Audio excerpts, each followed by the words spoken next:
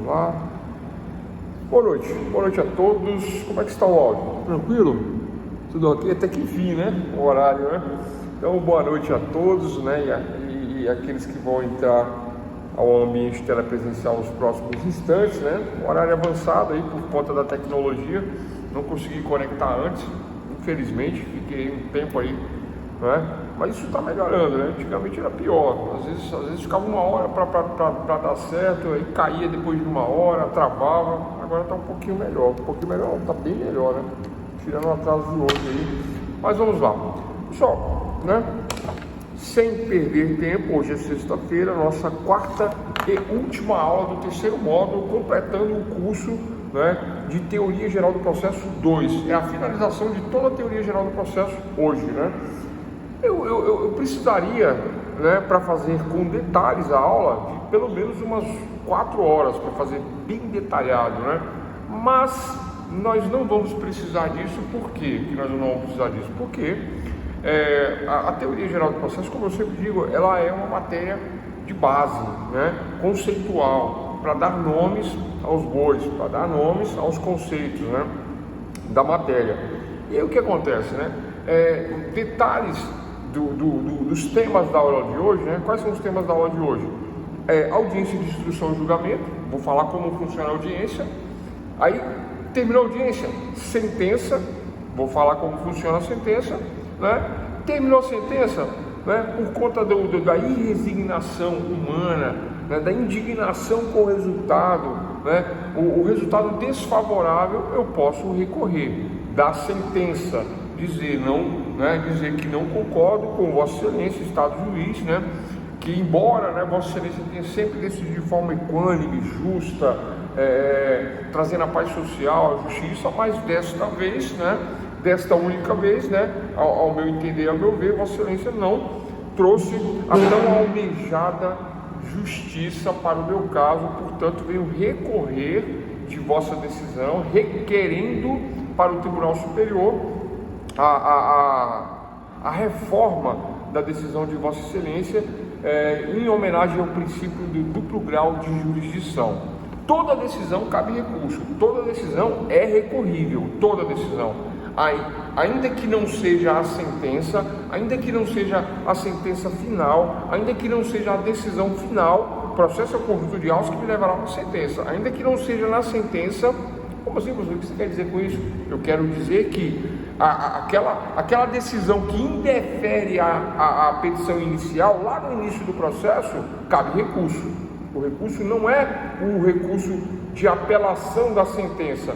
Contra essa sentença final do processo eu apelo. Não é esse recurso que eu estou falando. Eu estou falando de cada decisão dentro do processo que nega uma prova, que concede, que nega uma perícia, que nega uma testemunha, não é? Que nega o andamento do processo. De todas essas decisões cabem recursos, todas elas. Qual é o nome desse recurso? O recurso chama-se agravo de instrumento, tá? Então, para toda decisão interlocutória, cabe o recurso chamado agravo de instrumento. No meio do processo, agravo de instrumento. No final do processo, apelação. Existem outros recursos, esses são os principais, nós vamos falar dos outros também, tá? Mas, como eu falei, em profundidade, a teoria dos recursos eu vou deixar para processo civil, processo penal, porque vocês vão ver essa matéria com profundidade. Mas nós vamos ter uma noção de como funcionam os recursos, né? Mas antes disso, audiência de instrução e julgamento, nosso primeiro tema da aula de hoje, né? Audiência, conceito de audiência. O que é uma audiência? É um ato complexo. É um ato complexo dentro do processo, né? Depois do despacho saneador que manda citar o réu e contestar, ele contesta. Quando ele contesta, pode haver uma réplica e uma tréplica. Finalizadas essas questões, o juiz dá um novo despacho saneador, marcando uma audiência agora qual é o objetivo? Fazer coleta de provas. Por isso que chama-se audiência de instrução, para instruir o processo. Então, audiência de instrução e julgamento, né? Em julgamento. Antigamente se dava sentença na hora, mas muito antigamente, né? Hoje é raro uma sentença na hora, é raro uma sentença que se faz na mesma hora. Boa noite. Obrigado, Mário. Puxa, fiquei até aqui. Obrigado mesmo, viu? Obrigado pelas lembranças aí. Só lembrança boa. Maravilha.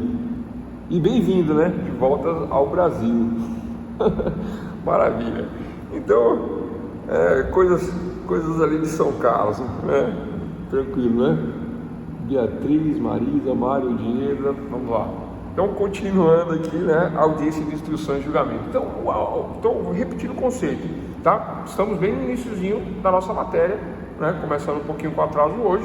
A audiência é o ato processual complexo, público, solene e formal. A audiência não é informal.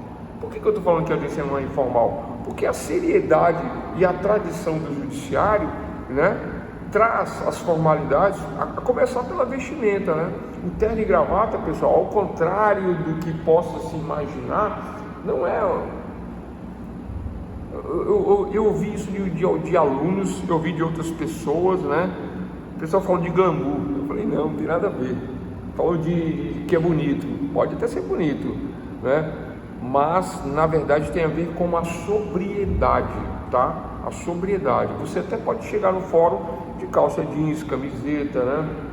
Saia comum, camiseta, tranquilo, vestido, pode até chegar. Mas a solenidade, a formalidade, né? E a complexidade desse ato público requer uma sobriedade da própria atuação jurídica, da atuação do Estado, do que se exige, né, de um Estado, um Estado de direito, né? A gente não quer ficar dentro de uma situação, vamos dizer assim, sem regras, né? Ou com qualquer regra, ou com qualquer tipo de situação que eu possa... Não, dentro da audiência complexa, pública, solene, formal, para fazer coleta de provas orais, periciais, né? Testemunhais, autor e réu, e interrogatório ao final, ou debate, ou depoimento pessoal, né, do réu ou do autor. Então, dentro desse conceito do que é a audiência, né, de como que ela funciona, essa formalidade, né, se eu chegar no processo de forma muito informal, não é que eu não vou ser aceito, na verdade eu não vou ser aceito, né, mas existe a opção de você colocar a beca, né, que é aquele né, vocês conhecem, né, vocês sabem o que é uma beca, né? Parece um vestido longo, gigante, preto, uma capa preta, na verdade, né? Uma capa preta. E por que preta, pessoal? Por conta da sobriedade, por conta da descrição. É uma forma de neutralidade, na verdade, né? Neutralidade, é uma forma de neutralidade. Apesar de que, né, também está ligada à questão do poder, né? O poder judiciário utiliza, né? O poder executivo também. Menos o legislativo, o judiciário e o executivo utilizam da cor preta como uma cor de poder, tá? Né? Eu não estou falando besteira não, a beca ela é preta por esse motivo. Antigamente, as primeiras becas eram púrpuras, né? Mas o púrpura era a cor dos reis, né? Aí os reis falaram, não, essa só eu posso usar. Aí a beca passou a ser preta. Tem uma historinha assim, né? Mas deixa pra lá. Tem a ver com isso aí, né? Então, a audiência de instrução e julgamento, tá, pessoal? Destina-se a coleta de provas. Primeira, por ordem, prova oral, que é a testemunha, né? Primeiro testemunha do autor, depois testemunha do réu, né? Peritos, se houver perícia, né? E após ouvido o juiz vai fazer a coleta de provas testemunhais, né? Que são as provas orais, autor e réu. Vai colher o depoimento pessoal, se houver depoimento pessoal das partes envolvidas no processo, e ao final da audiência virão os debates orais, né? Para um lado e para o outro, para o autor e para o réu, e depois ao final para o Ministério Público, em se tratando de processo civil, tá? Eu dei uma pausa aqui, dei uma travada aqui, porque tem o processo penal um pouquinho diferente, né? Mas no processo civil oitiva de oitiva de testemunhas do autor, oitiva de testemunhas do réu, peritos, não é? E aí vem, se houver depoimento pessoal, tá? Lembrando que o depoimento pessoal nós falamos na aula anterior, né? Depoimento pessoal, ele só se destina, aliás, foi na aula de terça, ele só foi na aula de quarta, não de quinta, mas de quarta, antes de ontem, né? O depoimento desse pessoal, ele somente se destina a colher a confissão do réu. Ele vai confessar que foi realmente dessa maneira, assim, assado, ele vai confessar. Se ele vai confessar, depoimento pessoal, então eu coloco para ouvir a confissão, né? Mas fora isso, o juiz não chama o réu, porque não há necessidade, porque não haverá a confissão. Ele já fala, não vou confessar, não tem que confessar. Ele já vem numa linha de defesa dizendo que não foi assim, que não foi assado, então não tem por que fazer a colheita, não tem por que fazer o depoimento pessoal. Então vamos fechar o conceito aí de audiência de instrução. Audiência é o ato processual complexo, público, solene, formal, em que o juiz irá fazer a coleta da prova oral, peritos, testemunhas e depoimento pessoal. Essa é a prova oral. E ouvir os debates das partes e proferir a sentença. Lembrando que os debates das partes é feito através do advogado. De um lado, o advogado autor sustenta oralmente a sua tese. Do outro lado, o advogado do réu sustenta a defesa de forma oral, a sua tese. E, em terceiro e último lugar, vem o promotor de justiça fazendo também uma sustentação oral sobre pontos do autor e do réu, concordando, desconcordando, se manifestando quando houver um interesse público. Obviamente que o promotor não se manifesta em todas as ações, tá?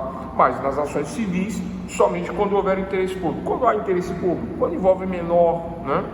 Envolve incapaz, o Ministério Público se manifesta. Fora isso, não tem necessidade, né? Existem outras ocasiões, mas essas são as principais. No processo penal, o Ministério Público aí é diferente, porque não existe advogado do autor, existe promotor de justiça, a acusação, o senhor da ação penal manifesta-se, né, acusando, e o advogado defendendo. Então, na hora dos debates, né, o juiz chama para os debates orais, e aí eu digo que tem que ter um certo preparo, né? Qual é o preparo, doutores e doutores? Tem que, né, infelizmente ou felizmente, né? Quando eu comecei a fazer direito, né, há muitos anos atrás, eu tenho 20 anos de advocacia, né? Mais a faculdade, mais outras coisas, né? E o que acontece, né? Eu não falava em sala de aula. Por isso que eu respeito vocês que não se manifestam, vocês que têm vergonha e tal, né? Eu ainda falo, escreve no chat, não tem problema, né? Mas eu respeito isso aí. Eu era muito tímido, eu não falava. Mas, né? Já na faculdade eu dava minhas aulinhas, né, de outras matérias que não era direito, e eu comecei a ficar um pouco mais desenvolto nessa questão, né, e aos poucos, né, nós vamos ficando mais à vontade, né. E eu aprendi o segredo da oratória e aprendi o segredo da fala, aprendi com um professor, né, com o professor de filosofia. Ele falou, olha, você pode ser a pessoa mais tímida, mais, né, que não domina as palavras, que não domina uma boa oratória, mas se você esgotar a matéria da qual você se propõe a falar, o que é esgotar a matéria? Você sabe tudo sobre aquela matéria, você conhece toda a matéria, você tem ela toda na sua mente, todos os conceitos, você vai bem na sua oratória, porque não vai faltar conteúdo. Você vai conseguir falar, não vai ter problema, não vai travar, né? Por mais que você não seja muito simpático, não tenha assim, não tenha uma, né?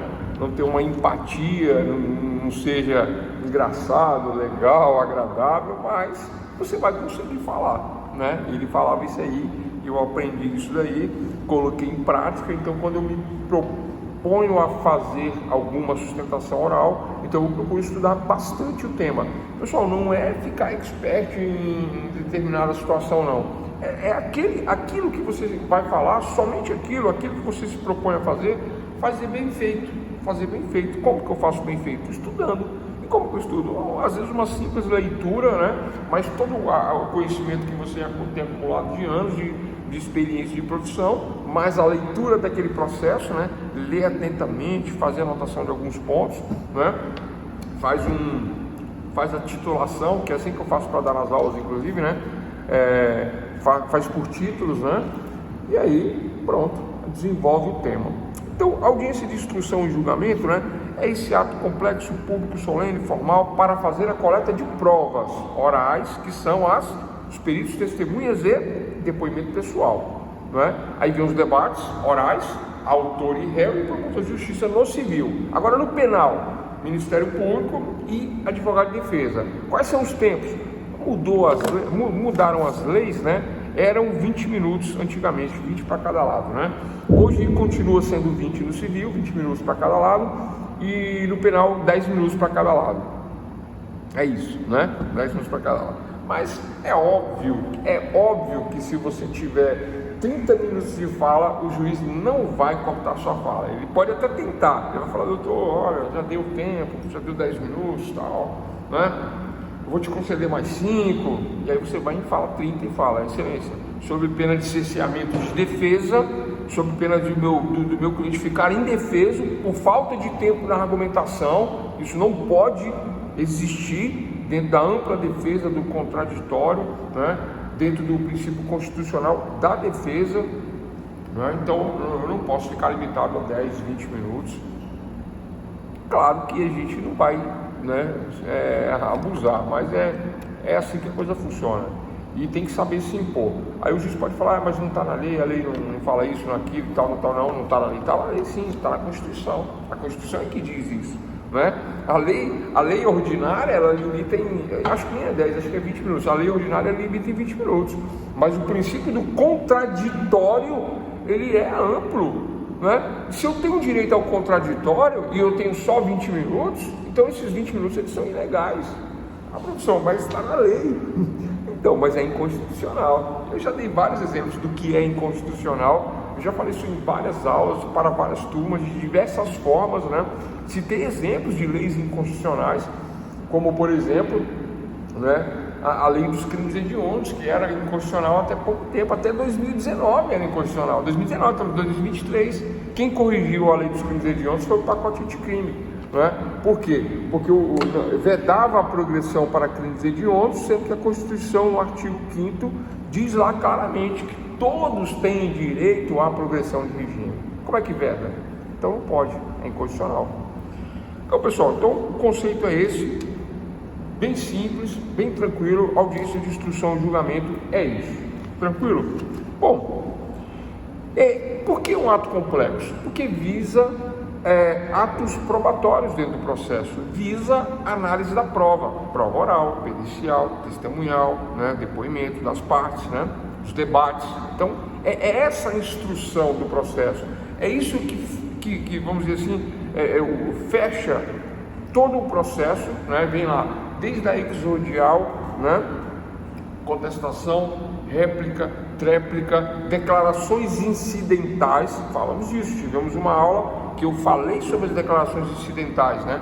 Foi aquela aula que caiu a gravação, aí eu emendei na sequência, né? Nós atualizamos, emendei, ficou uma aula de 24, 26 minutos falando sobre essa declaração incidental. A declaração incidental, eu não posso ficar inovando no processo, mas acontece fatos modificativos no meio do processo, no decorrer do processo, que eu chamo de declaração incidental. E aí essa declaração incidental, ela nem é do autor, nem é do réu, não é exclusividade nem do réu nem do autor, mas se ocorre um fato ou pelo réu ou pelo autor e ele entra no processo declarando incidentalmente esse fato, abre automaticamente 5 dias para que o outro lado se manifeste em contraditório. Falei isso, né? E tanto faz se é o autor ou réu.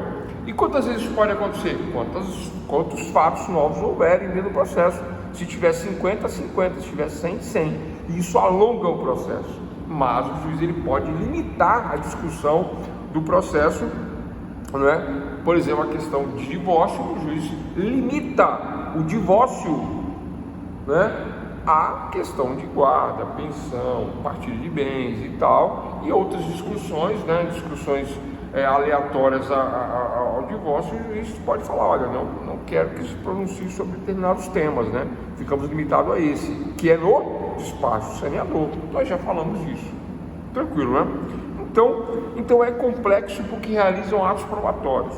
É público porque será realizado em portas abertas. Vocês sabiam que vocês podem assistir qualquer audiência pública?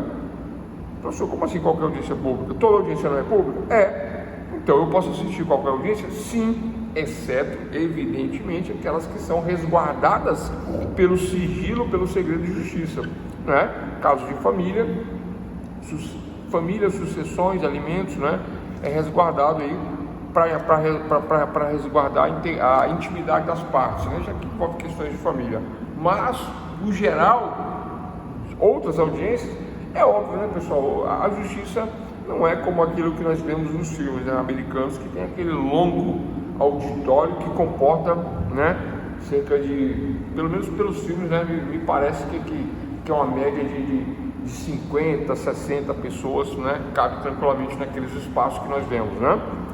Mas fóruns mais antigos ainda tem esse tipo de salão, né, para poder fazer audiências, mas os fóruns modernos não, as salas são pequenas, né, não comporta muita gente, não tem muita cadeira, né, o Estado também não fornece esse material, e aí, né, é público, eu posso assistir, né, pelo princípio da publicidade, porque essa publicidade é uma fiscalização dos atos processuais, e mesmo que eu não tenha nada a ver com isso, eu posso fiscalizar, posso aprender. É comum entrar em fórum, agora não, acabou, né? É uma pena, né? Mas antigamente, né, antes da Covid, nós tínhamos aí as audiências presenciais nos fóruns e era comum entrar e termos aí diversos estagiários, estudantes de direito fazendo anotação, verificando como os advogados se comportam, promotor de justiça, juiz, as partes, né? Analisando e aprendendo, né, pela experiência empírica, a experiência da prática, né? Então é isso, né? Então é complexo por conta de atos probatórios que são colhidos. É público, né, de portas abertas por conta da publicidade, princípio da publicidade dos atos processuais. Outra coisa importante, vocês podem ver qualquer processo, o andamento, vocês podem entrar no processo e ver o processo. Digital, pode-se ver isso, porque os processos são públicos, né? Obviamente, ressalva para os que têm segredo de justiça, aí não, né? Não tem como, tranquilo, né?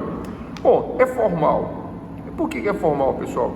A forma, a sequência de atos, né, que deve ser observado pelas partes, deve ser observado pelo juiz, pelo Ministério Público, né? Posição em mesa, isso dá muita discussão, porque o juiz fica numa posição mais alta e aí existe a lei, a Constituição que diz que todos são iguais, principalmente o advogado que exerce função pública na atuação ali, aí o advogado senta lá embaixo, o Ministério Público quer sentar do lado do juiz, do lado direito, e fica ali, ó, batendo papo, conversando, fazendo amizade. Como é que pode? Né? Aí dá no que deu o caso Deltan Dallagnol e Moro, né? Eles, coleguinhas, né? Não tem as coleguinhas que cantavam? Então tem os coleguinhas. Aí os coleguinhas ficavam ali de pipipi, aí os coleguinhas melaram toda a Lava Jato, né? Foram eles os culpados. E a prova disso é que o Deltan foi processado, condenado e expulso e ainda tem que pagar a indenização. Essa é a prova do que eu estou falando. E o Moro é a mesma coisa, né? Os coleguinhas.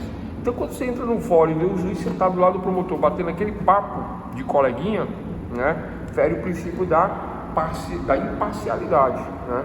Aí tem que ficar muito atento com isso aí. Com certeza a coisa vai andar de acordo com o promotor, não vai andar de acordo com o juiz. Esse que é o problema. E promotor, os caras são fera, eles têm uma lábia que eu nunca vi, né? Eles quando eles mandam no juiz, eles mandam no juiz. E sempre, quando tem essa amizade, o promotor manda no juiz, infelizmente, tá? Mas isso é uma questão extra, não tem nada a ver com o que a gente está falando aqui. Então é isso, pessoal. Então, formalismo solene, né? Porque é presidido por autoridade pública, pelo juiz, pelo promotor. Há esta solenidade na audiência, né? Tranquilo. Então vamos lá. Bom, então fechamos aí o conceito da audiência de instrução. não é? Bom, existem atos preparatórios na audiência de instrução, atos da própria audiência de instrução, que são aquelas questões formais, né? Apregoamento das partes, hora marcada, data, o juiz coloca na pauta de uma forma antecipada, e tudo isso é feito aonde? No saneamento do processo. Ao dar o despacho saneador, depois de inicial, contestação, réplica, tréplica, alguma declaração incidental, aí depois de analisado tudo isso, o juiz dá o despacho saneador, marcando a audiência, né? Marca a audiência, marca a audiência, publica no Diário Oficial do Estado. O que mais? Coloca lá, e aí chama perito, partes, testemunhas e advogados, faz a intimação de todos via Diário Oficial. Hoje, com a digitalização, é tudo via e-mail, né? Chega via e-mail de forma automática. Se eu estou no processo, automaticamente caem as notificações no meu e-mail, por conta de eu ser parte, né? Por ser advogado no processo, cai para que eu venha fazer essa análise, né? Bom, caso a audiência ela somente será adiada ou não será realizada caso haja uma justificação plausível, tá? Para a parte, para peritos, para testemunhas e principalmente advogado e partes, né? Deve haver uma justificação, né? Deve haver uma justificação que convença, deve haver uma justificação, vamos dizer assim, justa, né? Para o adiamento da audiência, porque ali, pessoal, não é o juiz, eu sempre falo isso, não é a pessoa, não é nada pessoal. Ali quem está presidindo é o Estado juiz, né? Então faltar com o Estado juiz não é faltar com a pessoa do juiz, é faltar com todo o Estado brasileiro, o Estado democrático de justiça, tranquilo? Então nessa situação, nesta questão que eu estou me referindo aí, por isso que eu tenho que fazer uma justificativa plausível caso eu venha faltar. Aí é caso de doença grave, uma internação ou algo realmente que justifique a ausência do advogado da parte. Acontece, vamos lá, 2 audiências marcadas no mesmo dia e que vai coincidir os horários. O que acontece? Aí eu me manifesto na segunda pauta, na segunda audiência, dizendo: excelentíssimo senhor doutor juiz de direito, veio me manifestar, dizendo que não poderia comparecer na audiência por motivo justificado, onde já havia um outro processo, né, em que eu atuo, e que o outro juiz marcou primeiro a audiência, nesse mesmo dia, nessa mesma hora, mando a cópia para ele, aí ele muda na hora, tranquilo. Entenderam? 2 audiências no mesmo dia, com o mesmo advogado, um juiz marcou primeiro, vale o que marcou primeiro, o que marcou segundo fica para depois. Exceto às vezes quando é em caso de júri, né? Aí no tribunal de júri você pode dar a preferência para fazer o júri e pede para o outro juiz marcar a audiência, porque o júri é mais complexo, né? E envolve muito mais pessoas, envolve 21 jurados em princípio, né? Que ficam 7, mais promotor, mais advogados, mais juiz, tem um preparo um pouco mais complexo. Tranquilo? Então, esses são os procedimentos preparatórios para a audiência de instrução, né? Marcar o aprazamento, né, da data, do horário, né, essa questão da mudança, a justificativa caso, né, houver ausência. Quando a testemunha é intimada e não comparece, o juiz manda chamar pela segunda vez e caso não obedeça, será conduzido de forma coercitiva. Aparece a viatura da polícia, e não é do fórum não, é da polícia mesmo, né? E leva de forma coercitiva para a audiência de instrução, quando a pessoa se recusa, né? Na Lava Jato teve muito essa questão das audiências, das auditivas coercitivas, né? E houve uma discussão, porque as pessoas não descumpriam a intimação, mas eram intimadas a comparecer coercitivamente à audiência, forçada, né? De forma obrigatória. Tranquilo. Então, esses são os atos. Então, falamos do conceito de audiência de instrução, falamos de atos preparatórios, né? Agora, vamos falar de uma audiência, tá? Um tipo de audiência que não é audiência de instrução. Antes antes da audiência de instrução, por que eu estou falando isso de forma separada? Porque o juizado especial civil, que baseia-se na Lei 9.099 de 1995, esse juizado ele traz um rito especial, como o próprio nome diz, ele traz um rito que substitui o antigo rito sumário do Código de Processo Civil, que era um rito menor, né? Não era ordinário, era sumário, para pequenas causas, mas com a nova lei dos juizados especiais, cíveis, né? E criminais, para causas de baixa complexidade e pequenos valores. O que acontece? O espírito da norma, a ratio legis, a razão da norma existir é para o quê? Para que se resolvam as pequenas causas com menor complexidade e adote um espírito conciliador e não litigante. A parte entra no judiciário porque não conseguiu resolver amigavelmente. Então, dentro do judiciário, vamos resolver amigavelmente. Para isso, temos audiência de conciliação. Conciliação. Esse é o conceito da audiência de conciliação. Conciliar. Tentar resolver dentro do âmbito judicial aquilo que não se resolveu fora do âmbito judicial.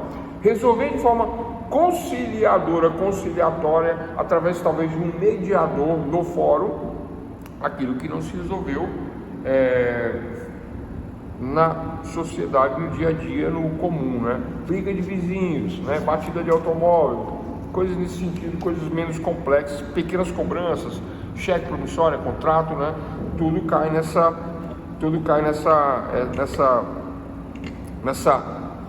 nesse juizado especial civil em causas de até 40 salários mínimos ou baixa complexidade, né?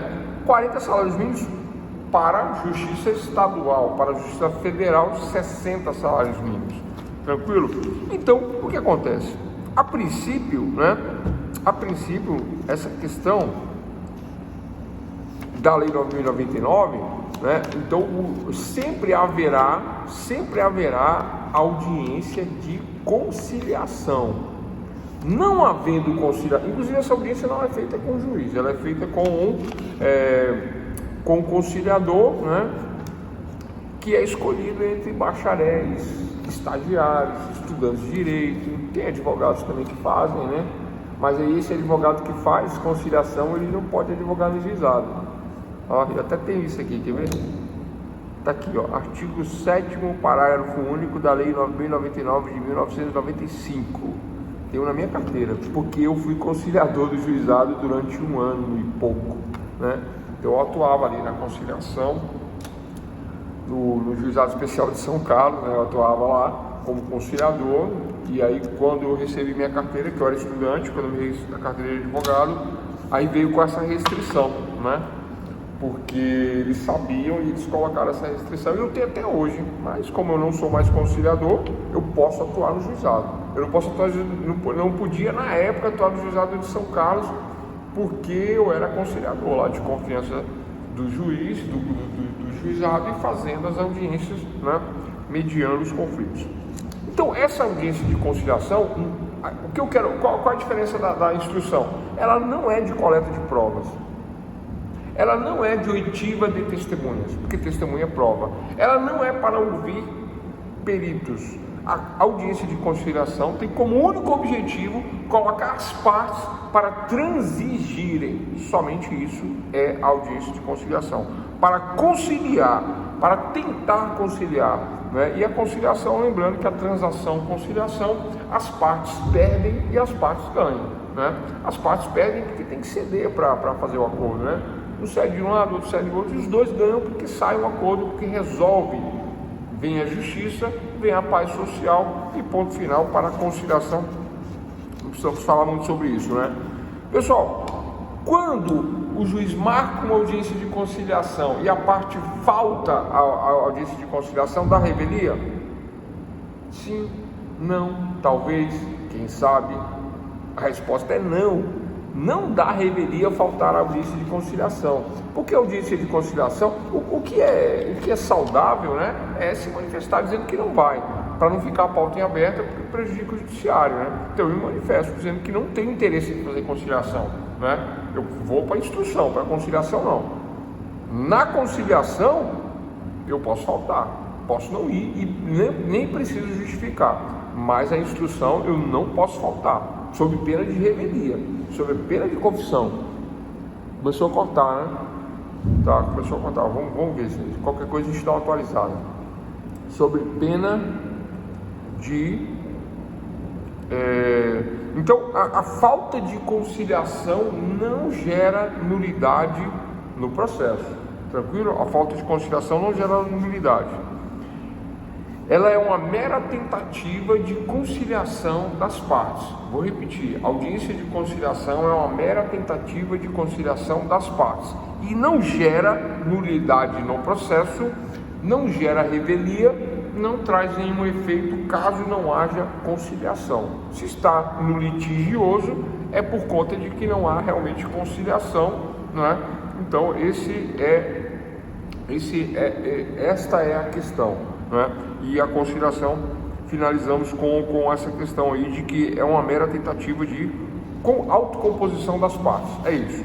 Tranquilo, pessoal? Então falamos do conceito de audiência de instrução e julgamento, falamos como funciona, falamos dos atos preparatórios e agora conciliação, audiência de conciliação. Para juizado especial e para a justiça comum também tem uma audiência de conciliação. Muitas vezes, né, um divórcio litigioso, o juiz marca uma audiência de conciliação antes da instrução para ver se há uma autocomposição. Simplesmente a parte não comparece. Fala, não quero acordo com ele, não quero ver a cara dela, né? Não comparece. Ponto. Não teve acordo. Ou as partes vão e não fazem acordo, que é o mais comum, né? Por conta da questão emocional, muita mágoa envolvida e o pessoal não conversa, né? Tranquilo? Fechou? É isso, né? Esses 3 pontos aí. E para fecharmos, instrução e julgamento. Então, pessoal, o que é instrução? É isso, é a coleta de provas. Então, o juiz, né, ele vai fazer uma análise técnica da prova oral, da prova pericial, né, da oitiva do autor, da oitiva do réu, da sustentação do autor, sustentação oral, pelo advogado. O autor não fala, quem fala é o advogado, né? Então a sustentação oral do autor, a sustentação oral do réu e a manifestação do Ministério Público, e o juiz pode dar a sentença na hora, né? Profere a sentença na hora, analisando, prova testemunhal, oral, tal, dá a sentença. É comum a sentença em audiência? Não, é muito raro, por conta de que, né, não é que o juiz não tem capacidade, que o juiz tem muita capacidade, os advogados também têm, promotor, o pessoal vai preparado, né? Ninguém brinca com essas questões, mas é o tempo, né? E muitas vezes você quer fazer aquela análise pormenorizada do que um falou, do que o outro falou, da prova pericial, fazer um paralelo entre elas, fazer uma verdadeira tese de doutorado. Por isso que somos doutores na lei, né? Dr. Lego, né? E dentro dessa tese, aí você não quer fazer uma sustentação oral, você quer fazer o quê? Quer fazer uma sustentação oral, mas aí tem uma inovação aí, isso, né? Isso não está nem na lei, pessoal, né? Mas isso é uma inovação do judiciário, é usual e costumeiro, pronto, é usos e costumes, né? Do judiciário, fazer por memoriais. Por que memoriais, esse termo, memoriais? Porque aquilo que eu deveria ter feito oral, né, eu vou fazer por escrito. Então vamos lembrar o que eu deveria ter falado e não falei, por escrito agora, memoriais. Então, ao invés de sustentação oral, memoriais finais de defesa. Não é alegações finais, não, é memoriais mesmo. Alegações finais porque antigamente era por escrito. Aí, como mudou para sustentação oral, memoriais de sustentação oral, né? Que são os debates por memoriais. Em vez de debates orais, debates por memoriais. E finalizamos a instrução e julgamento. É comum essa substituição dos debates orais por debates em memoriais, tá, pessoal? É comum. Mas isso não deveria ser assim, né? Eu sou a favor da sustentação oral, resolver a questão na hora. Tem que ir preparado e resolver a questão na hora, argumentar, né? Estar preparado tecnicamente e de acordo com os fatos e sustentar uma tese. Eu sou desta opinião e eu sempre vou preparado para os debates orais, sempre, né? E quando não tem, eu ainda pergunto por que não tem. Mas eu não gosto de insistir porque às vezes o promotor não está preparado, ou a juíza não, o juiz ou a juíza não quer dar uma sentença na hora, aí eu vou estar forçando os colegas, né, a se exporem, então eu prefiro não fazer isso aí não. Mas eu sempre dou uma tendencionada para sustentação oral. Mas a sustentação oral, a defesa, como sempre fala por último, eu nem tenho como, né, argumentar muito. Geralmente o promotor fala, não, vamos fazer por debates, vamos fazer por memoriais, né, promotor. Então, se é memorial, é por escrito e fim de papo. Qual é o motivo? Não tem motivo, não é? O motivo deveria ser a complexidade da causa. Causas complexas, com muitas provas, muitos réus, aí tudo bem, eu sou favorável aos memoriais por escrito. Pessoal, por que eu estou falando eu sou favorável? Porque isso não está na lei. Isso é só um entendimento, né? Usual e costumeiro. Então cada um tem uma opinião. Então a minha opinião é que causas complexas deveriam. Tem outros doutrinadores que falam isso também, né? Causas complexas, escrito. Mas as menos complexas, aquelas que são assim mais corriqueiras, questões de alimentos, divórcio, tudo, é tudo sustentação oral, na hora, resolve na hora a questão, conversa e resolve, né? E para delitos também, a mesma coisa, né?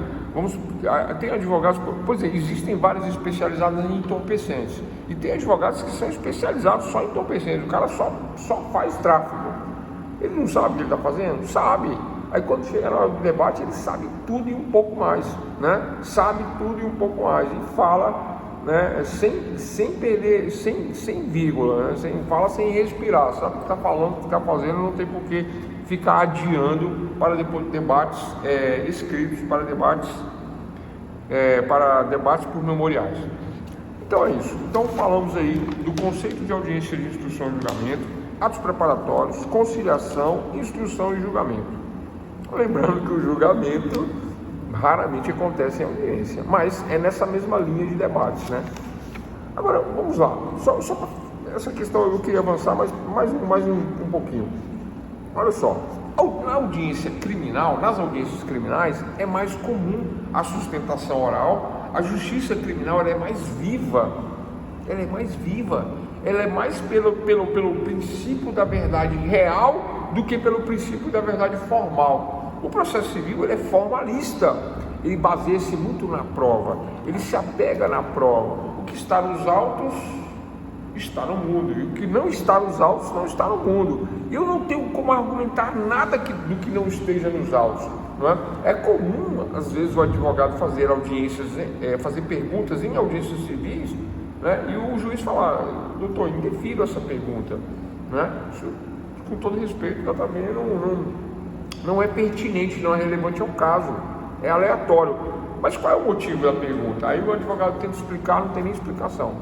Porque não é pertinente, não é relevante, né? Nós falamos isso na aula anterior, que é sobre a teoria das provas, né? Nós falamos sobre a pertinência e a relevância da prova. Não é pertinente, não é relevante, não é? Então o que acontece? Não sendo pertinente, não sendo relevante, está cortando ainda, pessoal, o áudio? Acho que não, voltou, né? Vocês não falaram mais nada, né? Eu continuei. Então não sendo pertinente, não sendo pertinente, não sendo relevante, né? O juiz ele indefere a fala, ele corta a fala. Não é falta de educação, é técnico, né? Como eu falo, não vejam o juiz como uma pessoa, é o Estado ali que está ali, né? E aí ninguém pode ficar perdendo tempo com besteira, né? Com todo respeito também, né? Às vezes a pergunta é impertinente, muitas vezes a pergunta não tem nada a ver com o processo, o advogado está ali fazendo perguntas porque quer mostrar serviço para o cliente, aí não, né? Não façam isso, porque isso é totalmente, né, desnecessário, sem relevância e sem pertinência, como diz a doutrina. Então, o que eu queria fechar nessa questão da audiência de instrução e julgamento é que no criminal, na área penal, na seara penal, o que acontece? Debate oral é o que há, é o que manda, é já o contrário do civil. O civil vai tudo no escrito, no memorial por escrito. No penal não, quem for advogar na área penal já sabe que vai ter que dar conta da oratória. Ah, professor, mas acontece, como eu falei, entorpecentes, né? Várias especializadas, é sempre oral. É muito raro o juiz falar, não, vamos fazer por escrito, por memoriais, é muito raro, muito raro. O juiz fala, não, 20 minutos para cada lado. E aí já bota o cafezinho lá, a água ali do lado, encosta na cadeira e fica ouvindo. Aí o promotor vem, aí o advogado vem, aí o advogado não está preparado. Aí o que acontece? Ah, doutor, a gente pode fazer por memoriais? Não pode. Vocês entendem o problema? Né? Não pode. Então tem que estar preparado, tem que saber, né, do ponto de vista técnico e conhecer os fatos para não ter problemas, né? E não é falar bonito não, nada disso, né? Você incorpora a linguagem naturalmente com o decorrer dos anos, tá? Você pode falar o que você quiser, do jeito que você quiser, desde que esteja de acordo com os fatos e de acordo com o direito. E quem trabalha na área e quem assume a responsabilidade tem que saber o que está fazendo. É isso que eu tinha para falar. Então, no direito penal é comum a sustentação oral na audiência de instrução. Mais um detalhe, agora que eu lembrei, né? E o juiz dá a sentença, não é como no civil não. O juiz fala, ouvindo aí, aí o juiz vem, né? O promotor se manifestou sobre as provas tais, ouvir as testemunhas tais, o réu tal. Esse é o relatório da sentença. Aí depois ele traz o dispositivo, traz a fundamentação e no final decide o que é o dispositivo. Defere, indefere, defere parcialmente. Vamos falar disso já. Finalizamos então instrução e julgamento. Tranquilo, pessoal? Então é isso que eu tinha para falar sobre audiências, né? Poderia contar várias outras questões sobre audiência, mas são questões do dia a dia, questões práticas. Vocês verão isso em vocês verão isso em processo civil, processo penal, né? Aqui é o básico de como são as audiências, né? Do ponto de vista da instrução, o conceito e o objetivo da audiência de instrução, que é a coleta de provas. Lembrando que a primeira prova, né, para ser colhida na audiência é a prova oral, porque as outras provas são colhidas, né, por escrito no processo, né? Então a audiência, ela é prova, a preferência é para a prova oral, a prova testemunhal. Lembrando ainda que tudo está digitalizado, online, telepresencial, né? Alguns raríssimos juízes, muito raro, né? Mas é muito raro o juiz falar, não, vamos fazer presencialmente, 3 anos após o fechamento dos fóruns, né? 3 anos após o fechamento dos fóruns, né? Nós ainda temos um ou outro, a cada 10 mil juízes, um quer fazer presencial. Não sei por quê. Porque ninguém quer fazer presencial. Por que ninguém quer fazer presencial? É questão de economia, de tempo, de qualidade de vida. Eu tenho o meu bom escritório na minha casa, decorado, né? Com a almofadinha que você bota o pé em cima, toma o seu cafezinho, sua água gelada, que é um cafezinho bom, não é o café do fórum, né? É um cafezinho ótimo, nem é o café da UAB, é um café maravilhoso que você faz na sua casa, né? Com adoçante, com chocolate, com leite, com pãozinho, né? O que mais? Uma bolachinha, com água gelada, refrigerante, no conforto da sua casa. Eu faço, né? E os outros advogados também. O juiz, a mesma coisa.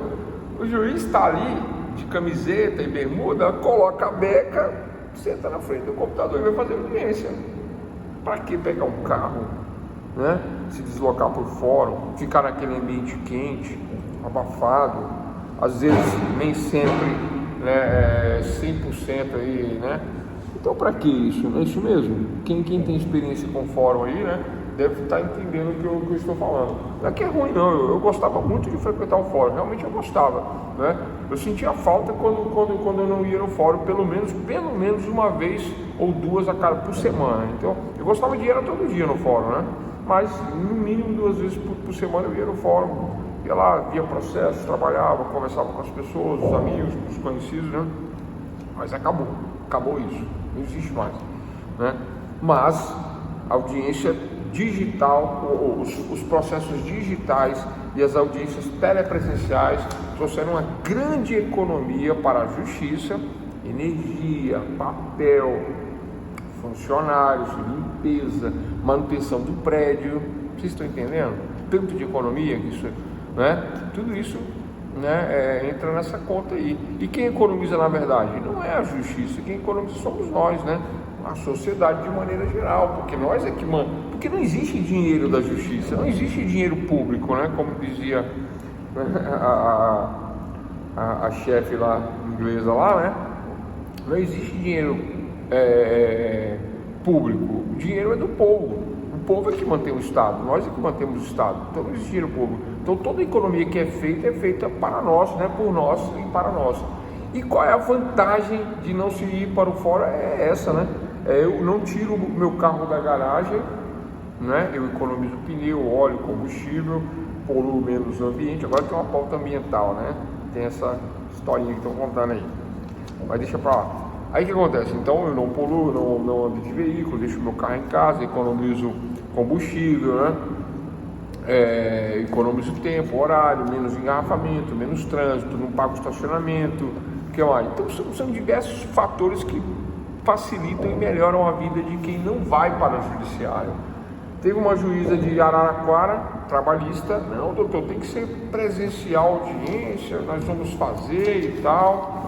Aí eu manifestei por escrito, falei, então, com todo respeito, data máxima vênia, não vou comparecer à audiência, porque existe uma norma de corregedoria que não obriga nós comparecermos aí por conta da Covid, né? Se a senhora tem saúde suficiente para suportar aí os riscos, né, da contaminação, eu não tenho, né, e não vou submeter o meu cliente a esta questão. E ponto. Achei que eu ia tomar uma advertência, achei que eu ia ser levado até na OAB, mas eu falei a verdade. Quando foi no dia da audiência, ligaram do fórum, ligaram no meu celular, você não vai participar da audiência não? Eu falei, eu estou pronto, vai ter? Achei que não ia ter, falaram que era presencial, eu só posso fazer telepresencialmente, e eu moro em Brasília, eu não moro mais em Araraquara, já tem um tempão. Mas você se colocou aqui, eu falei, me coloquei porque a lei permite, é a lei que permite isso, né? Vocês viram que tem um vídeo que o cara fala assim, é a lei, pois é a lei. E aí o pessoal fala, não, estou preparado. Então eu faço audiência em Araraquara, São Carlos, São Paulo, Minas, tudo telepresencial, Pará, Maranhão. Então fechamos aí instrução e julgamento. Ponto nessa questão.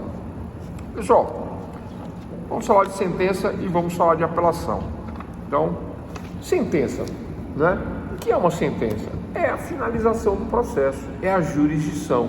Iuris, né? Iuris dictio, né? Iuris direito, dictio, né? Que significa, que vem de dição, que quer dizer dizer o direito, né? Então, quem diz o direito? O Estado juiz. O processo judicial que nos levará a uma sentença, e esta sentença é o Estado juiz dizendo o direito. Tem direito? Não tem direito? Parcialmente tem direito, né? Defiro parcialmente, indefiro, defiro, né? Por que eu faço assim? Isso é um gesto romano, né? Na época era assim, né? Defiro, indefiro, defiro parcialmente, né? Para o autor ou para o réu. Então, era assim. Uma vez procurada pelas partes para compor litígios, quem é procurado pelas partes para compor o litígio? O judiciário. O juiz é procurado pelas partes para compor o litígio, né? Então, se forma um processo, tudo que nós vimos em teoria geral do processo 1 e 2, para chegarmos aqui nessa última aula e dizermos que, depois de analisado todos esses aspectos, o juiz vai dizer o direito. Se tem direito, se não tem direito, qual é o direito. Mas como se diz o direito? Vamos lá. Como que ele faz a sentença? 3 partes, tá? Esse é o básico da sentença. A sentença criminal é um pouquinho mais complexa, porque ela também é trifásica, também é em 3 partes, mas ela envolve um cálculo de pena, né? Então ela é um pouquinho mais complexa por envolver um cálculo de pena e por envolver o artigo 59 do Código Penal. O artigo 59 tem 7 critérios para a aplicação de pena, né? Se você atende 1, se você atende 2, se você atende 3, se você tem...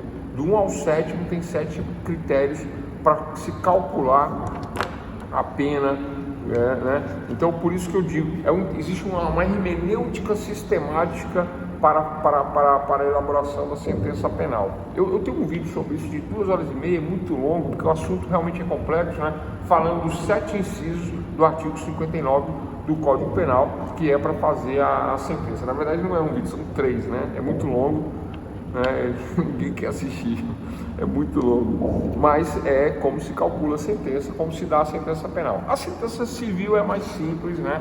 Porque o sistema da sentença funciona da seguinte maneira, né?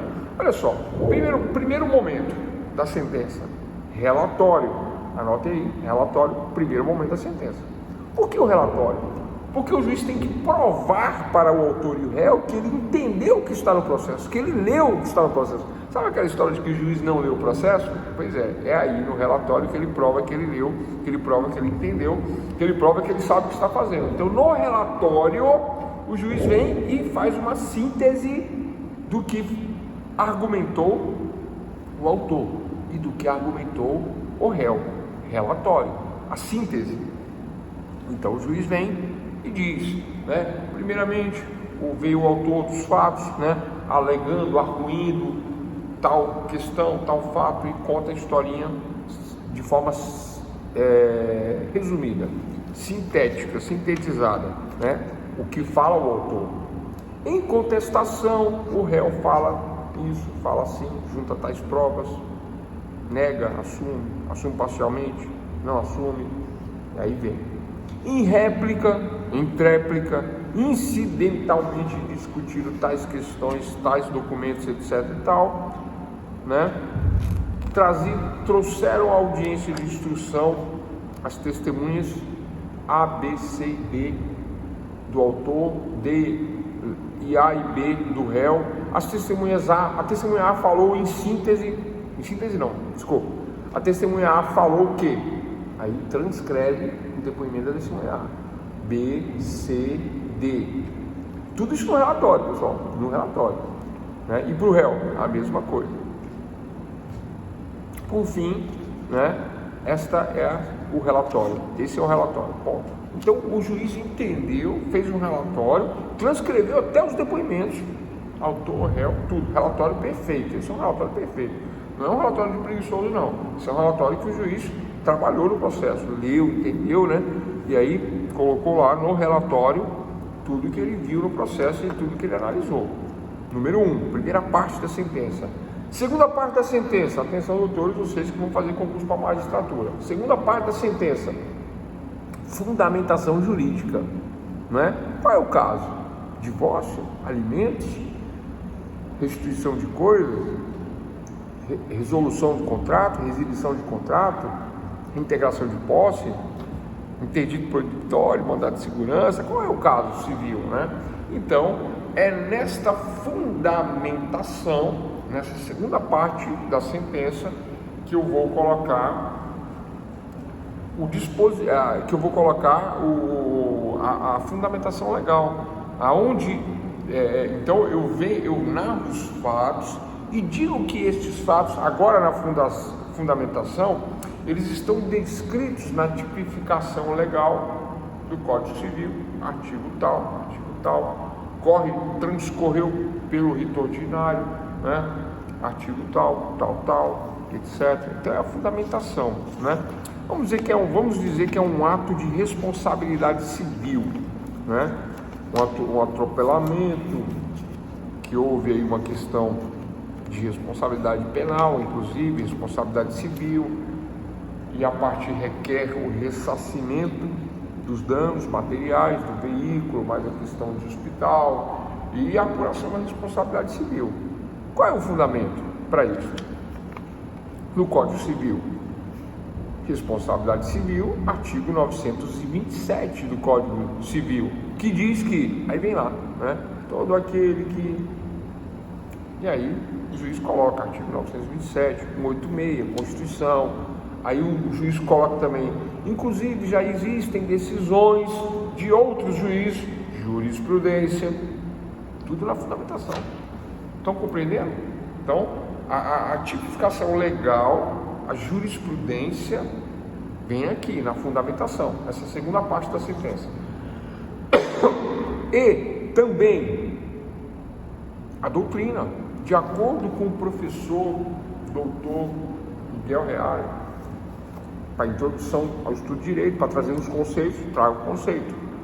De acordo com a doutora Maria Helena Diniz, é minha preferida de civil, né? Eu tenho toda a coleção dela, antiga, nova, se sair outro eu compro, porque é muito bom o trabalho dela, né? É muito bom o trabalho da Maria Helena Diniz, é 100%. Então eu tenho a coleção do Código de Direito Civil dela e eu estudo por ela. Então, de acordo com a doutora Maria Helena Diniz, professora e tal, assino o livro tal, obrigações, família, sucessões, contratos, o que mais? São 7 livros. Então, eu coloco na fundamentação, é nessa hora que eu falo, é nessa hora que na fundamentação, lembrando que as fontes do direito são lei, doutrina, jurisprudência e usos e costumes. Então, é aqui na fundamentação que eu encaixo esses argumentos, mas principalmente a lei. Toda decisão tem que ser fundamentada, ou em lei, ou em doutrina, ou em jurisprudência, mas a primeira e única é a lei. Somente se não houver lei que eu coloco as outras como prioridade. Mas havendo lei, é lei e as outras como acessório, como incremento da norma, né? Bom, então o relatório, fundamentação é isso, tá? E por último, por final, dispositivo. O que é o dispositivo?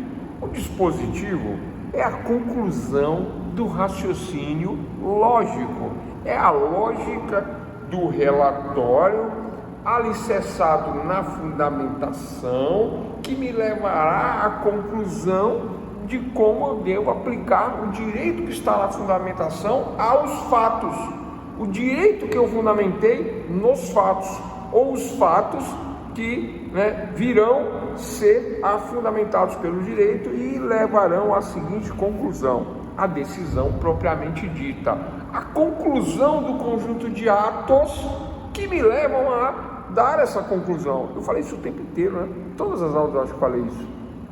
Acho que eu falei isso todas as aulas, que o processo é um conjunto de atos: inicial, despacho saneador, decisões interlocutórias, recursos interlocutórios, inicial, contestação, réplica, tréplica, declarações incidentais, né? Acho que eu vou fazer uma prova assim. O que vocês acham aí? Né? Falar sobre a exordial, contestação, réplica, tréplica, declaração incidental, recurso interlocutório, recurso final, o que mais? Mais as condições da ação, óbvio, né? Condições, procedibilidade, acho que vou fazer alguma coisa nesse sentido aí, né? Então, pessoal, o dispositivo, tá aí, lógico, né? Falar como é uma sentença. Então, a terceira parte da sentença é o dispositivo, tá? Sendo que o dispositivo é essa lógica final que diz o direito. Defiro de acordo com a fundamentação, com a doutrina, com a jurisprudência, defiro parcialmente. Então é o dispositivo. A sentença deve ser clara, inequívoca, sem gerar dúvidas, sem omitir nada do que foi colocado no processo. Caso recurso interlocutório e apelação, vou falar disso já, o próximo tema. Obrigado. Né? Então, no dispositivo tem que ser claro, tem que ser consubstanciado na certeza absoluta. O juiz nunca pode decidir na dúvida. Na dúvida, não decide. E se for penal, absolve, né? Em dúvida pro réu. Na dúvida, se absolve o réu. Se tiver dúvida, se não estiver claro, não estiver 100%, se absolve o réu, né? No penal. E no civil, não pode haver dúvidas, tem que ser claro. Caso o juiz profira uma sentença obscura, uma sentença não clara, uma sentença que esqueceu partes dos argumentos do autor ou dos argumentos do réu, ou deveria declarar algo que não foi declarado na sentença e foi pedido, mas o juiz não declarou, eu entro com recurso chamado embargos de declaração. Esse embargo de declaração serve justamente para isso. Vossa Excelência, data máxima vênia, não trouxe a clareza necessária em relação aos argumentos da defesa deixando de se manifestar no seu relatório sobre as testemunhas de defesa, importantíssima para o deslinde, para o fechamento, para a elucidação deste caso, né? Trazendo de certa forma, né, ao nosso entendimento, salvo melhor juízo, um cerceamento à nossa defesa. Então, requeiro através de embargo de declaração que Vossa Excelência esclareça esse ponto, modificando vossa sentença.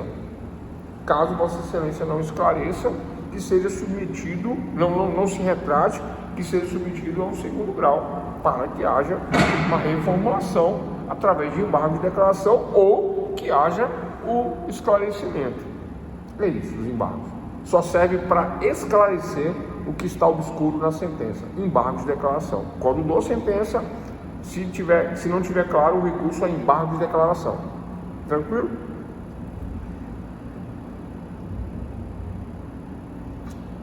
Olha só, quando eu entro com a minha petição inicial, e o juiz alega, por exemplo, ilegitimidade de parte, e eu sou advogado da tia, lembra da tia? Né? Vocês lembram? Vou dar um exemplo de novo, né? A moça se separa do marido, vai para casa, volta para casa da mãe e chega lá e encontra quem? A irmã. A irmã fala assim: tá vendo? Te falei que ele não prestava. É desse jeito. Falei que não prestava. Aí ela, né, não fala nada. E aí passa um mês, 2, 3 e tal. E a tia vem e fala assim: você não vai entrar com pedido de pensão, não é? Você vai criar seus filhos sozinha? A tia, né? Esses meninos não merecem você, não. Nem ele então, né, não presta. Aí a tia pega e entra na justiça pedindo alimentos. Ela pode entrar? Não, porque ela não é parte legítima para a propor ação de alimentos. Só quem tem, só a mãe ou o pai, né? Ou quem tem a guarda de direito, né? Não basta ser tia, né? Tem que ter guarda de direito. Mas essa tia, agora vamos lá, pessoal, estou falando de recurso, tá?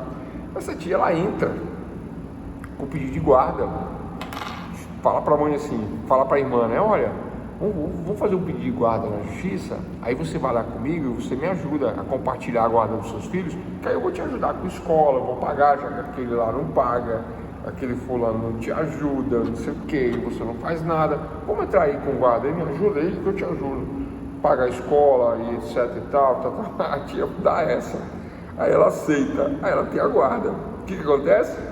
Aí o juiz indefere, aí ela fala assim: de toda sentença interlocutória, é aí que tá, pessoal, ó, não é sentença que diz o direito, é a sentença que nega o direito logo no despacho do semeador, logo no inicial, entra o inicial, aí ela não juntou a guarda, o juiz fala: você não pode, você é parte legítima, fere uma das condições da ação. Aí ela fala que vai provar que ela tem a guarda, mas ela não tem, ela vai entrar ainda, ela entra com agravo de instrumento e depois ela prova a guarda, dizendo que ela tem a guarda, que aí ela entra com ação e tal, e faz a prova disso aí, tá? Então, assim, é um exemplo ruim, né? Mas deu para compreender, não é da sentença este recurso. Toda decisão no meio do processo cabe num recurso chamado agravo de instrumento. Esse agravo de instrumento é o recurso das decisões interlocutórias, é o recurso das decisões interlocutórias que estão no meio do processo.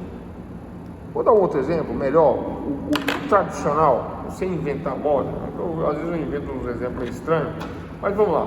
O exemplo tradicional é quando se pede uma liminar, né? Liminar de reintegração de posse. Eu estou brigando por uma posse, estou brigando por uma propriedade, que foi adquirida numa cessão de direitos que não tem nem escritura. Isso é muito comum aqui em Brasília. Brasília, aqui é o lugar das irregularidades referentes a essas questões cartorárias. Ao contrário de todo o país, aqui 70% ou mais é tudo sem escritura, é tudo irregular, né? Por conta da criação de Brasília, de ser uma região muito nova, por conta da imigração, né? Da migração, na verdade, que é muito grande para cá, né? Então eles vão loteando desordenadamente, e aí vai se fazendo por cessão de direito, etc e tal. Tá cortando ainda? Se tiver, eu atualizo aqui, né? Então, o que acontece? Eu tenho uma propriedade, mas eu não tenho escritura. O meu vizinho invade a minha propriedade e diz que comprou com uma cessão de direito também, e aí vai para a justiça. Aí eu entro com reintegração de posse e peço uma liminar para o juiz, dizendo: a propriedade é minha e ele está invadindo, e eu quero a reintegração liminar, com urgência urgentíssima. Aí o juiz indefere, dizendo: olha, você não tem escritura, você tem um contrato, eu também tenho um contrato, indefiro, cabe um agravo de instrumento. Vocês entendem? Não é a sentença ainda, porque ainda o processo está transcorrendo, o processo ainda está em andamento. Eu entro com a inicial, peço uma liminar e o juiz indefere a liminar. Eu agravo a decisão dele, chama agravo de instrumento. Por que de instrumento? Porque é por escrito, porque antigamente havia outras formas de agravo oral, agravo retido e agravo de instrumento. Agora só existe o agravo de instrumento, esse é o motivo do nome, né? Por instrumento, né? Ou seja, por uma petição, eu fazia um recurso de agravo, não concordando com aquela decisão interlocutória do juiz, chama-se agravo de instrumento. Para onde que recorre? Para o juiz? Para o juiz superior. O juiz superior ele não é superior, tá, pessoal? Ele é de um tribunal superior, um tribunal acima, né? Então, primeiro grau, segundo grau, terceiro grau. Então, da decisão do juiz de primeiro grau interlocutória, cabe agravo de instrumento para o juiz de segundo grau. É isso. Isto é agravo de instrumento. Da sentença final do processo, cabe a apelação da sentença. Pelo inconformismo, eu vou apelar da sentença. Pela inconformidade com o resultado, eu não me conformando com o resultado, eu vou apelar da sentença, né? E vou dizer: apelo, ponto, só isso, está apelado. E aí eu entro com as razões da apelação, que aí é matéria de processo civil, processo penal, eu não vou me aprofundar nisso. Mas as razões são os motivos pelos quais eu estou apelando. Venho apelar porque a decisão de Vossa Excelência fundamentou-se no artigo tal, mas distor da prova tal, a prova tal não foi mencionada, veio uma das testemunhas de declarar assim, declarar assado, temos um laudo, né, que não confirma a tese. Isso é as contrarrazões dentro da apelação, tá? Apelação e sentença.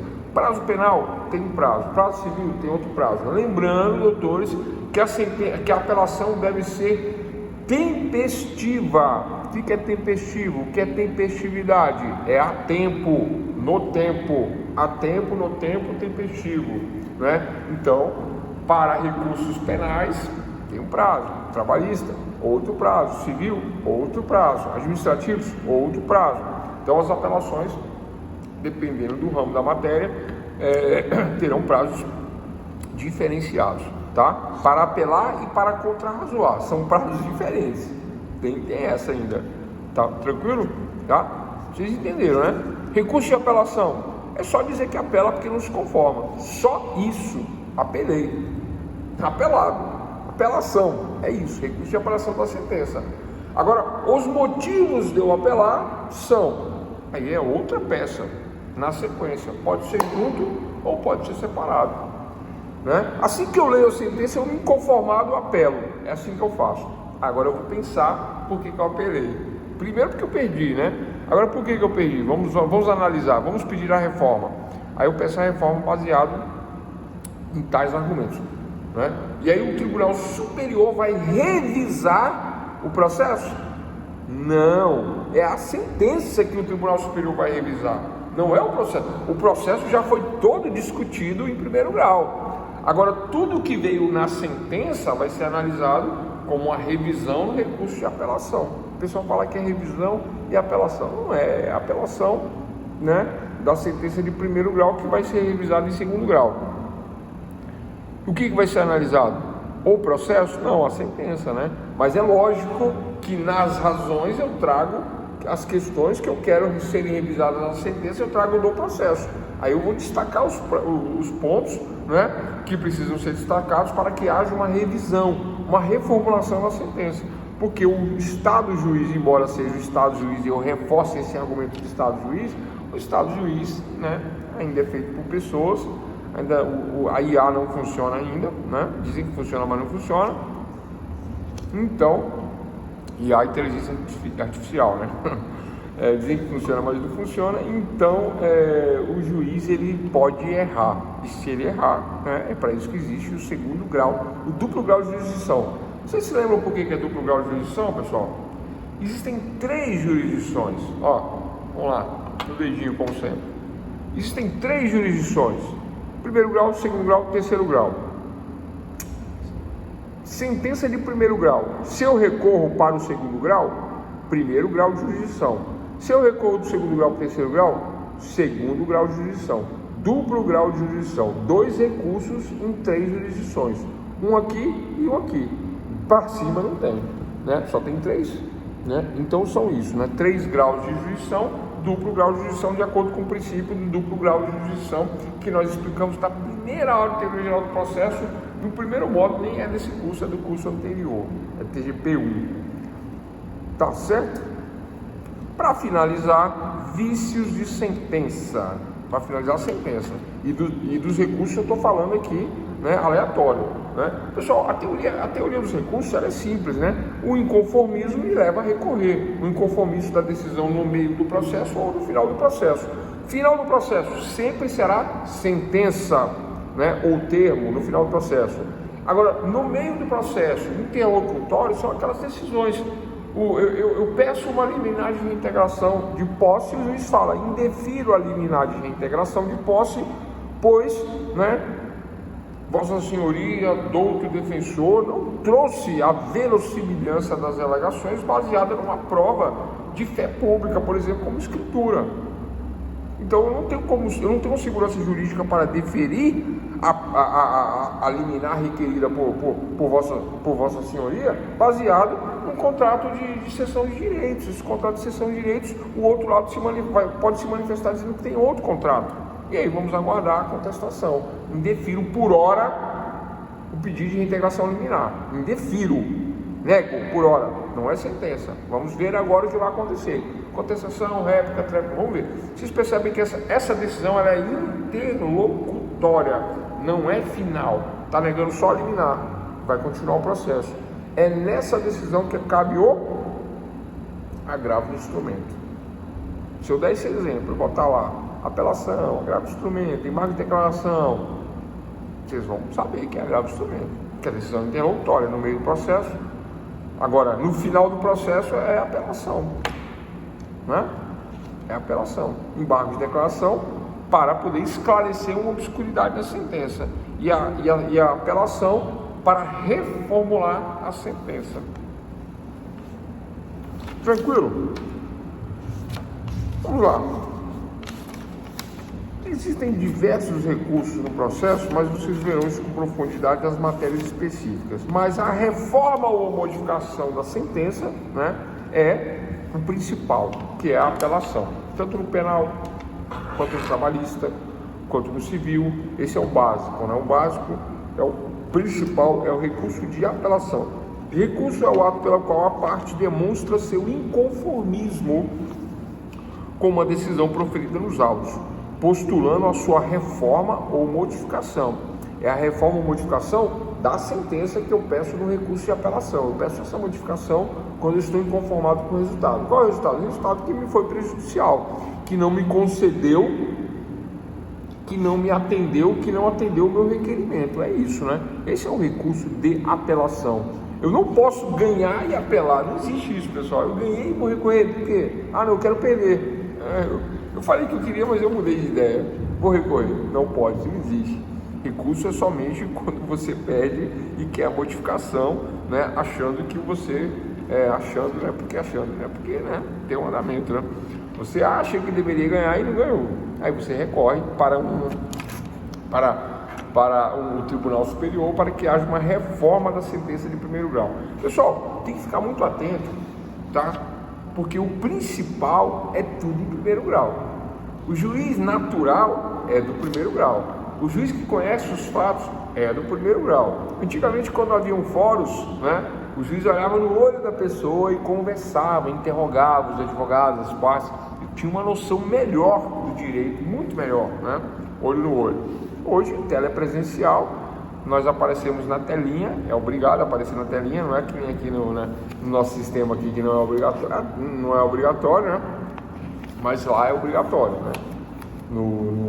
Nas audiências. Então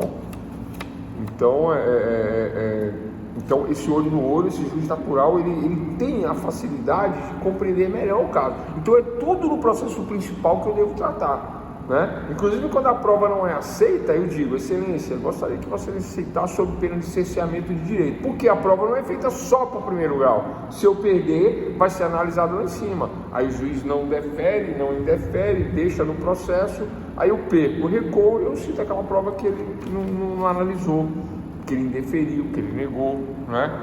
Dessa maneira que funciona o recurso. Então a teoria geral dos recursos diz isso, né? Que a finalidade é outorgar maior certeza quanto à decisão emanada pelo judiciário.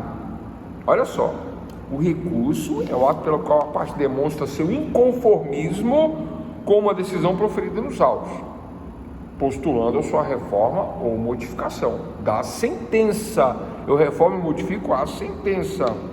Qual é a finalidade? Outorgar maior certeza. Por que maior certeza, pessoal?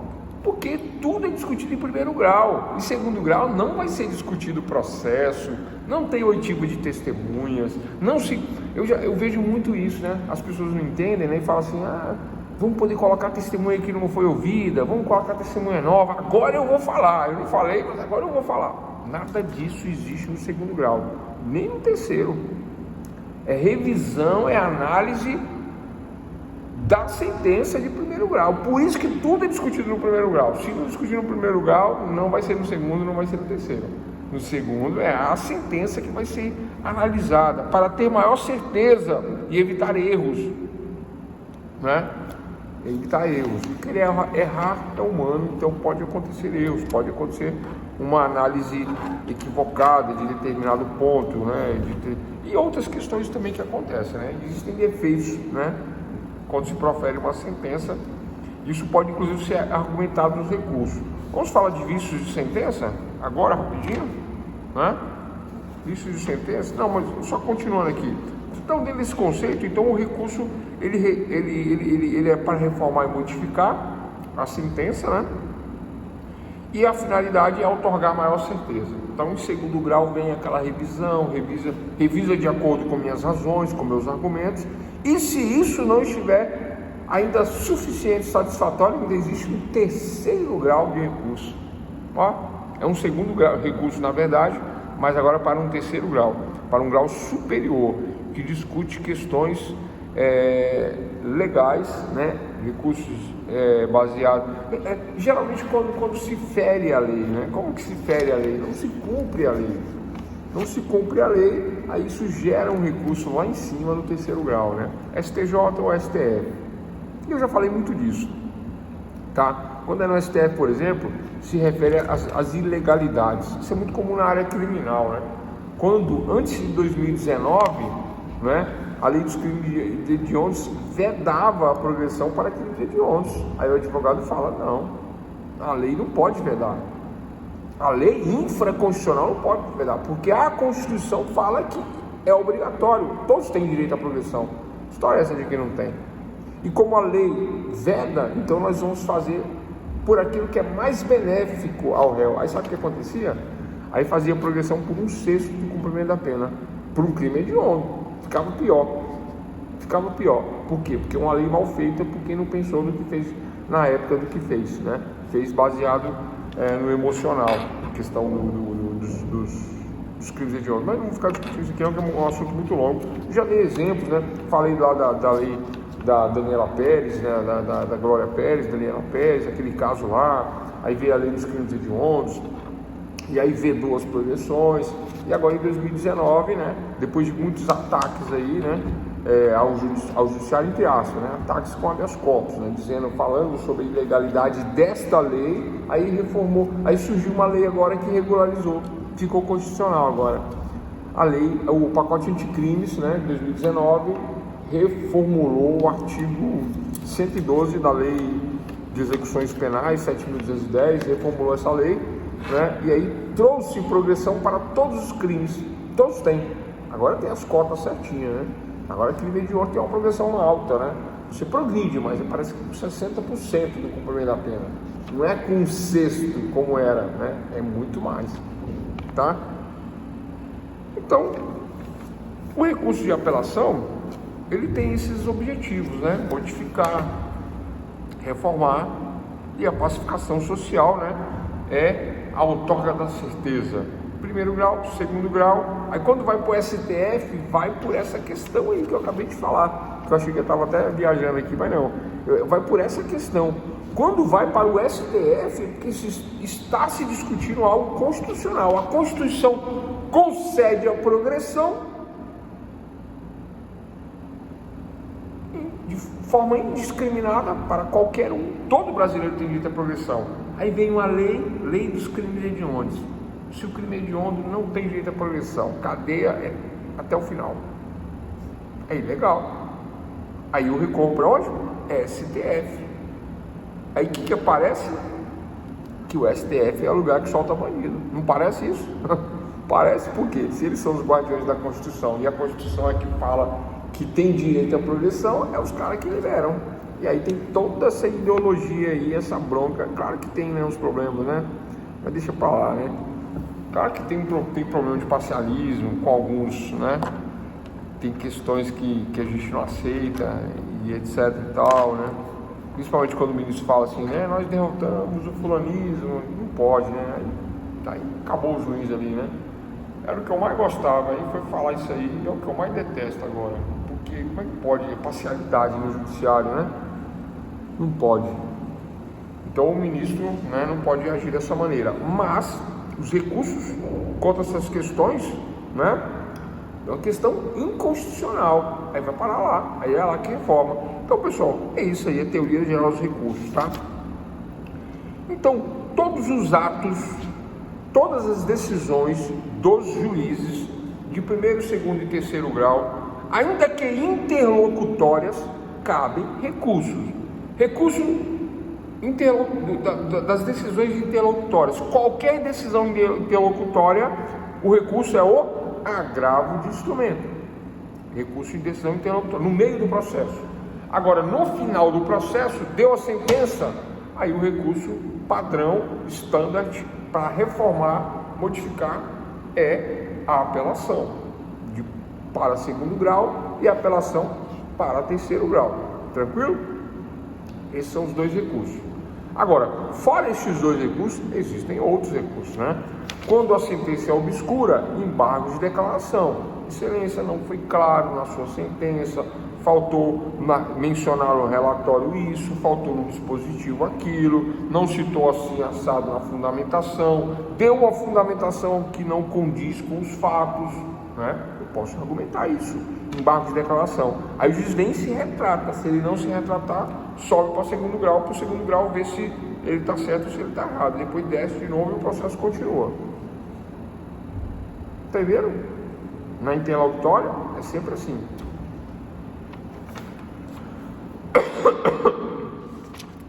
Os pressupostos do recurso são legitimidade, interesse e tempestividade. Se eu estou no processo, sou parte, eu sou legítimo, autor ou réu. Legitimidade. Se eu perdi, eu tenho interesse em recorrer. E a tempestividade é o prazo. Falei, eu tenho que recorrer a tempo, no prazo de cada tipo de ramo do direito em relação ao que eu quero, né? Se é penal, qual é o prazo do recurso, né? 5 dias para apelação e 8 para razões.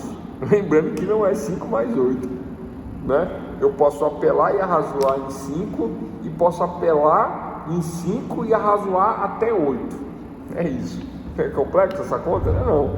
O máximo é a apelação. Então façam em 5 para não ter erro, né? Apelação 5. Razões da apelação 8, né? Eu posso apelar em 5, mas não posso apelar em 6, 7, 8. Eu posso apelar em 5 dias.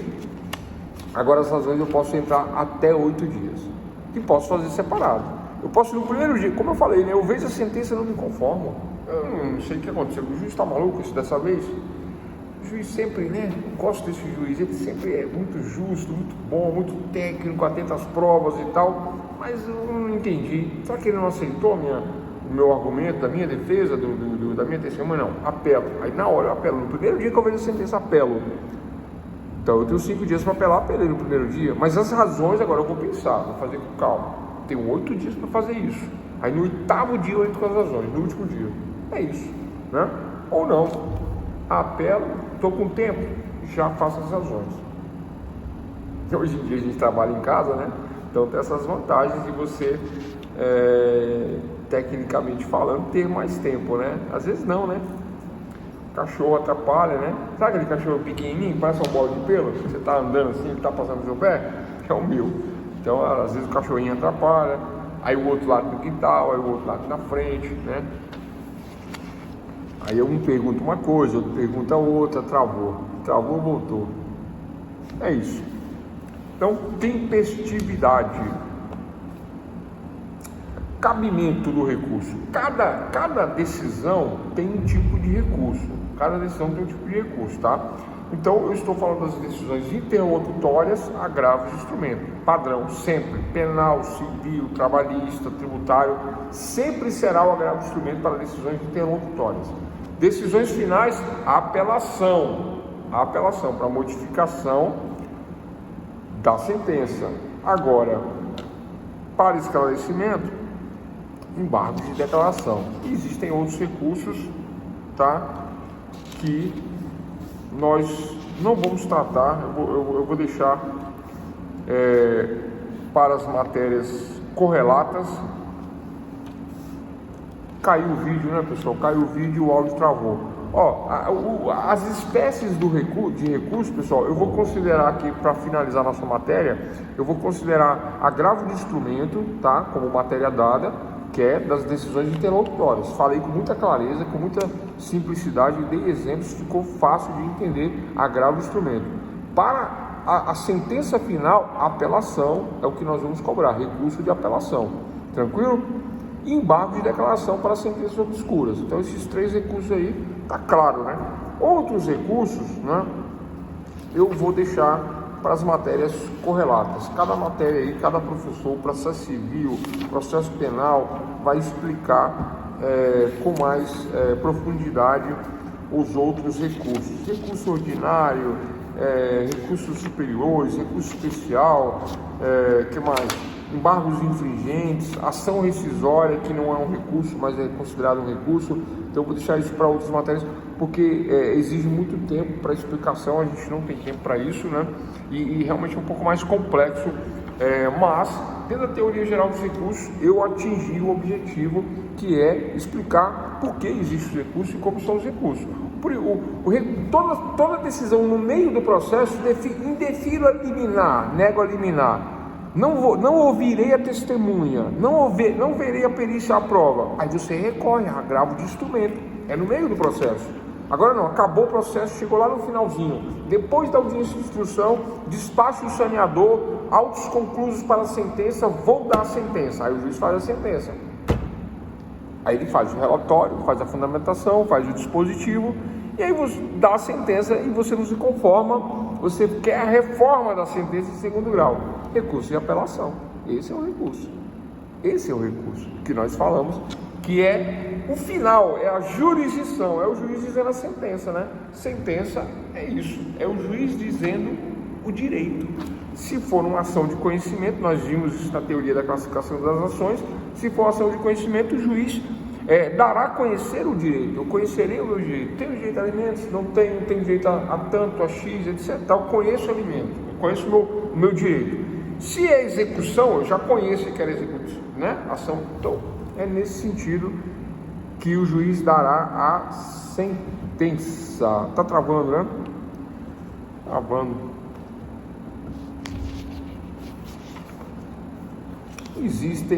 Existem outras questões mais técnicas, né, referentes ao recurso, como o preparo, por exemplo, né?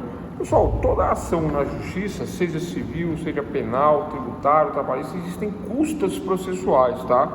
Ou seja, quem paga o processo é quem se utiliza da tutela do Poder Judiciário, que não é gratuito, é pago, né? E sendo pago, eu tenho que pagar as custas, e estas custas se chamam preparo. Preparo é o pagamento das despesas do processamento do recurso. Então, quando eu entro com a inicial, eu pago custas. Acabou o processo com a sentença, eu recorro, eu pago para recorrer também. Chama-se preparo recursal. Salvo, exceto, que é uma grande maioria que não tem condições de arcar com despesas processuais, aí o Estado assume esse ônus e aí fica gratuito, tá?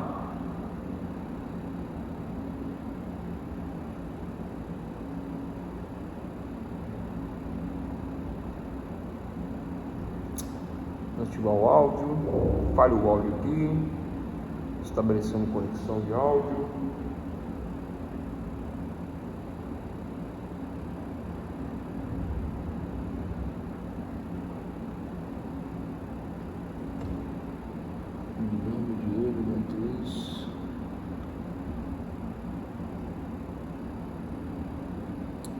Iniciar compartilhamento. Pessoal, vocês estão me ouvindo aí? Cortou a tela, agora o áudio me parece que ele continua, mas eu não sei se vocês estão me ouvindo. Eu queria um retorno aí para nós finalizarmos aqui, né? Então eu vou finalizar o vídeo aqui da gravação, né? E depois eu finalizo aqui do lado aqui. Então hoje nós falamos, né, sobre audiência de instrução e julgamento, detalhes da audiência de instrução e julgamento, falamos sobre o conceito da audiência de instrução e julgamento, falamos dos procedimentos, dos atos preparatórios para a audiência de instrução e julgamento, o objetivo, né, da audiência, que é a colheita de prova, a questão das testemunhas, datas, formalidade. Falamos da audiência de conciliação no juizado especial e da conciliação no rito ordinário comum. Falamos também sobre instrução e julgamento, como é feita a instrução, o que é instrução, o que é o julgamento, como é feito o julgamento, os debates orais, debates por memoriais. Falamos da sentença, tá? Em 3 momentos: relatório, fundamentação e dispositivo. Lembrando que fora esses 3 momentos, relatório, fundamentação e dispositivo, o juiz analisa, antes de fazer o relatório, a fundamentação e dispositivo, ele analisa os requisitos formais da sentença, considerando as condições da ação, tá? Lá do comecinho, né? Mas ele vai fazer um relatório, né? Vai fazer a fundamentação, que é a motivação, já expliquei, e o dispositivo final, concede, não concede, né? E falamos na teoria dos recursos, quais são os principais recursos, né? No meio do processo agravo do instrumento, que são das decisões interlocutórias, e para a sentença final, o recurso de apelação. Se a sentença não está clara, eu posso fazer embargo de declaração, e outros recursos eu não falei por conta da complexidade que vai ser discutido nas matérias correlatas específicas. Lembrando que para o recurso eu tenho que estar inconformado e resignado, e o motivo é que eu perdi, só recorre quem perde, né? E eu tenho que fazer o preparo do recurso, preparo recursal, que é o pagamento das custas. Se eu tiver isenção, eu digo que eu tenho isenção, peço isenção, e o recurso deve ser tempestivo, a tempo, dentro do prazo. E ponto final para a nossa última aula de Teoria Geral do Processo 2, né, em 2 módulos. Fechamos aí a matéria, né, com a teoria dos recursos, trabalhando só 3 recursos aí, por conta de nós entendermos aí que há o duplo grau de jurisdição, né, em jurisdição 2 recursos, basicamente, né, 2 recursos de apelação e apelação, né. Intermediário são os agravos, eu posso agravar infinitas vezes, né. Embargo de declaração é para esclarecer obscuridade da sentença. E ponto final, e fechamos a nossa matéria de TGP 2.